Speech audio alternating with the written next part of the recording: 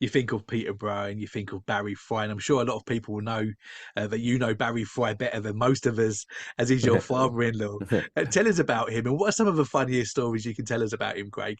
Oh, he's amazing. Like he's been in football, I say, all his life. He's been at Peterborough, I think, for over 25 years.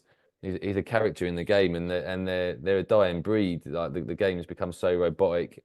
I think social media's had an influence in that, and that you can't say anything, you can't do anything, and be outspoken. And obviously Yeah, he's outspoken and he's entertaining. And as I said, I don't think there's not many people like that in the game anymore. Obviously, to be around him every day, he's not quite as energetic as you see him on the TV, but he's still got a bit of energy. I think it's more of his downtime when he's at home. But yeah, I've spent a lot of time with him. I'm trying to think of some stories of that I've had really. Um, yeah, it's hard. There's not really many. It's just very quiet. Like, well, I don't say it's very quiet. The house is mad. Like it's just it's chaos. You think of Barry and then you think of all the family. They're like we get called the Friedashian sometimes because it's just it's just chaos in the house. But it's a great chaos. It's not yeah, something yeah, that's just like draining. It's like it's great. They've all got great energy. My kids have got very much like Barry. They've got Barry's personality. But as I said, he's a wonderful guy. He's done amazing things for football. He's done amazing things for Peterborough United. And as I said, like once these people like Barry and other characters go out the game, then the kind yeah. of the stories that you hear and the fun things that they used to get up to, I don't think they'll ever be around so much because players I can't know. really be like that anymore. Yeah.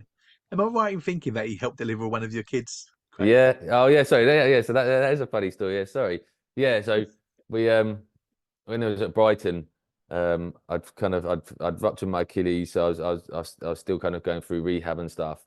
And it was kind of the due date of my child.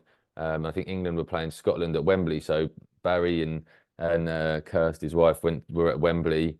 And me and Amber kind of waiting for the baby to come, and then Amber was kind of got the feeling that the baby was coming, so she rang Barry and said, "Oh, the baby's coming. Don't worry, it might be a while."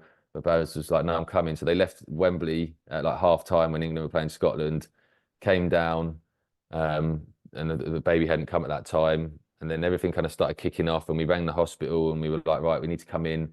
Like, we think the baby's coming." And they were like, "No, it's your first child. You need to stay at home. Like, don't worry about coming in." And my partner Amber was like, "No, no, it's coming. Like, we need to come in." And they were like, "No, don't worry about coming in." So I think we tried to get hold of the midwife, couldn't get hold of her. So Amber kind of got back into the bath to relax, just to kind of keep calm. And then all of a sudden, just all hell broke loose. Like the baby started coming. I rang next door. Like I'm probably 4 months off of an Achilles rupture. I've like literally jumped down the stairs, jumped over a fence, knocked on next door Yeah, because there's no one there. There's me, Barry, Amber, and Kirst. So we knocked on the door. No one's answered. Kirst rushed out of the house, said the baby's coming. So I've had to fly it back upstairs. I've had to help Amber up to kind of get her out of the water.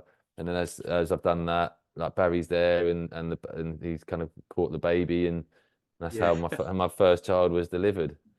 So it was not how I planned it and not how I Oh, saw it, but it was an amazing experience, a frightening experience because there's no one there that could have helped if anything went wrong. But it was an amazing experience, and I think Barry got loads of after dinners and TV interviews and everything after that to talk about I how can imagine. Yeah. how he delivered his Did he? first grandchild, second grandchild. Yeah. I mean, did he enjoy the experience? Did he fancy a career in midwifery after that, Craig?